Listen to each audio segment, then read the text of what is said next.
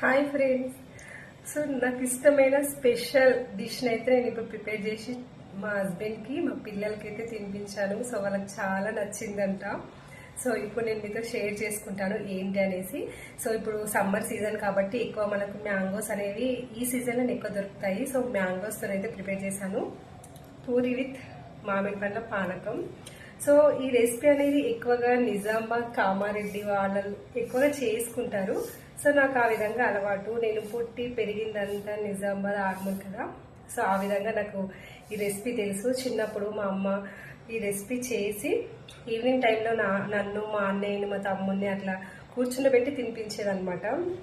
చాలా బాగుంటుంది టేస్ట్ అయితే ఈ కాంబినేషన్లో. యాక్చువల్గా చాలా మందికి ఈ కాంబినేషన్ అంటే నచ్చదు, బట్ ఒకసారి టేస్ట్ చేస్తే కనుక మళ్ళీ మర్చిపోలేరు అనమాట, అంత బాగుంటుంది. సో అందుకే ఈరోజు చేసిన మా హస్బెండ్కి మా పిల్లలకు తినిపించిన. వాళ్ళకి చాలా అంటే చాలా నచ్చిందంట. సో ఫస్ట్లో నేను ఈ రెసిపీ చేసుకొని నేను ఒకదాన్ని తింటే నన్ను ఒక వింత జంతువులాగా చూసారనమాట మా పిల్లలు.